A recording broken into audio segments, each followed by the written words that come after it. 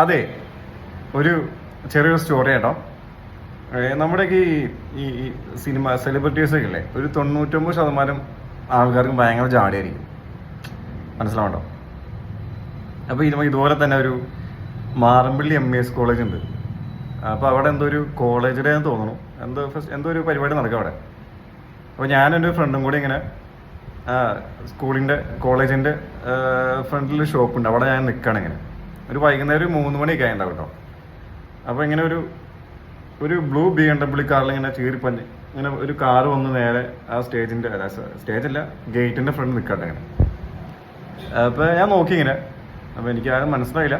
അപ്പോൾ തൊട്ടപ്പുറത്ത് കുറേ ലേഡീസ് നിൽക്കണ്ടായി. അപ്പോൾ അവർ പറഞ്ഞു, ഇതേ പേളിമാണിയാന്ന് പറഞ്ഞു എൻ്റെ അടുത്തല്ല.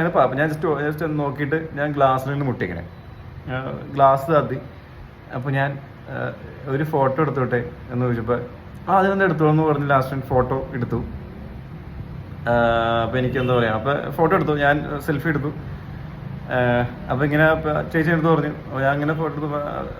ചേച്ചി, അപ്പോൾ ഞാൻ ഇങ്ങനെ ഫേസ്ബുക്കിലൊക്കെ ഇങ്ങനെ ഉണ്ട്, ഫോട്ടോ ഒക്കെ ഇടലുണ്ട്. ഞാൻ ഫോട്ടോ എന്നിട്ട് ഇങ്ങനെ പറഞ്ഞു, ഓ യു ലുക്ക് ലൈക്ക് DQ എന്നൊക്കെ പറഞ്ഞിട്ടോ. ഷൈക്കാൻ്റെയൊക്കെ തന്നു. അപ്പോൾ ഞാൻ പറയാൻ കാണുന്നു വെച്ചാൽ ജാടയൊന്നുമില്ല.